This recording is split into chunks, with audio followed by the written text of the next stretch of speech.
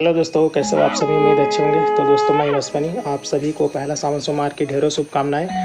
और माँ बंजारी मंदिर मेलुपारा में महाशिव पुराण कथा शुरू हो चुका है। आज पहला दिन है।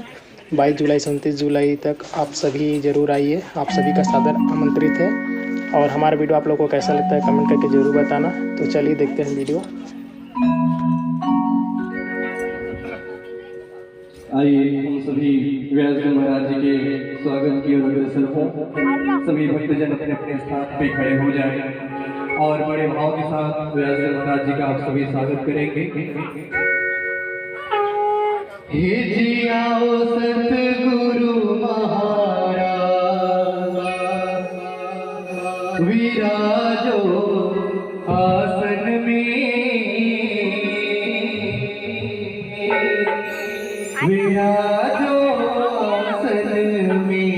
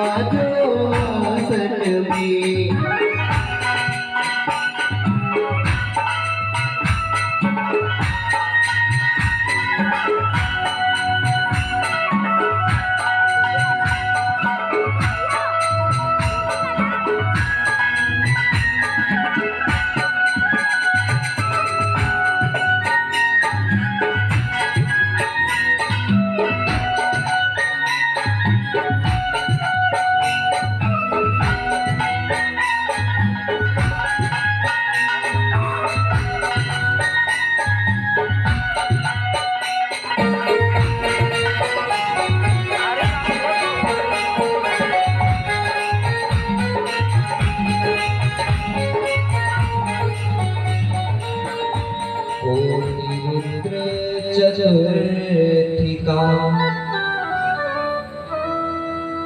पंचमा सहितोक्ता षष्ठी कैलास संहिता सप्तमी वायवीयाख्या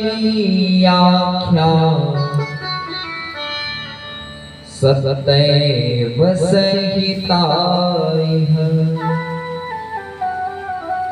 ऋषिगणों, ये 7 संहिता है इस पुराण पर। पहला है विद्येश्वर संहिता और दूसरा है रुद्र संहिता। तो इस रुद्र संहिता के 5 खंड हैं। 5 खंड में पहला खंड है सृष्टि खंड, दूसरा है सती खंड, तीसरा है पार्वती खंड, चौथा है कुमार खंड और 5वां है युद्ध खंड। और तीसरा है इस पुराण का सतरुद्र संहिता और चौथा है कोटि रुद्र संहिता, 5वां है उमा संहिता, 6वां है कैलाश संहिता और 7वां है वायु संहिता। और वायु संहिता के 2 भाग हैं, एक है पूर्व और एक है उत्तरार्ध। और इस तरह से इस शिव महापुराण की 7 संहिता है और ये 7 संहिता 24,000 श्लोकों पर वर्णित है। बोलिए देवाधिदेव महादेव की जय। तो सुत जी महाराज कहने लगे ऋषिगणों, मैं तुम लोगों को आज इस शिव महापुराण का जो सार है ना, उस शिव महापुराण के महात्मा की कथा को मैं तुमको श्रवण कराऊंगा। महात्मा अर्थात महिमा।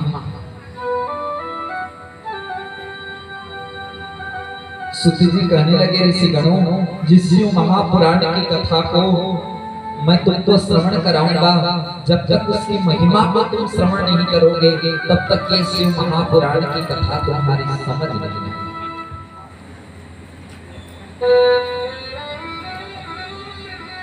इसीलिए मैं तुम लोगों को इस शिव महापुराण की महिमा अर्थात महात्मा की कथा को मैं तुमको पहले से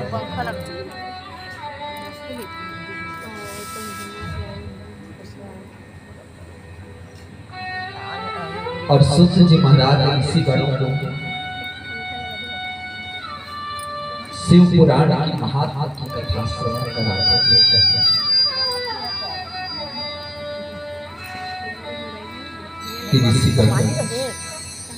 इस भूतल पर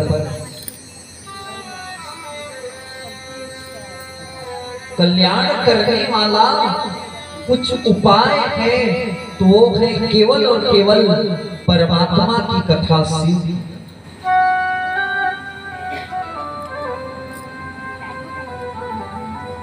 और बंधुओं, संसार में इस कली काल में परमात्मा को प्राप्त करने के केवल और केवल 2 साधन बतलाए गए हैं।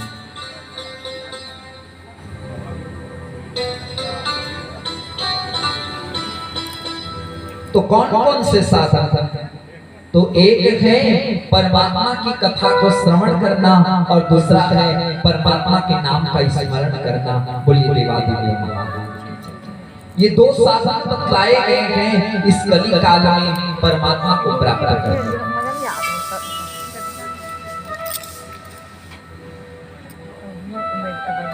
और रामचरितमानस पर तो गोस्वामी तुलसीदास जी ने इस बात का पुष्टि की है।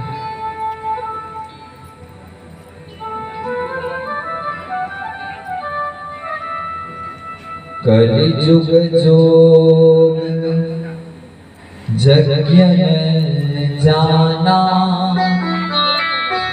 एक आधार नाम गुण गाना।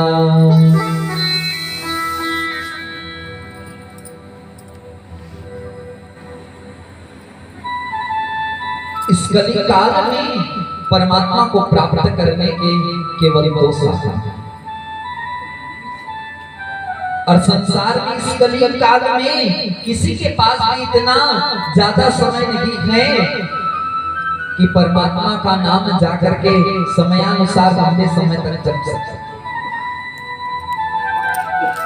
अन्य काल पर तो परमात्मा को प्राप्त करने के लिए कई साधन अपनाना पड़ता था, लेकिन कली काल के लोगों के व्यस्ततम समय को देखे संतगण तो इसीलिए परमात्मा को प्राप्त करने के साधन को जाकर के कम कर करते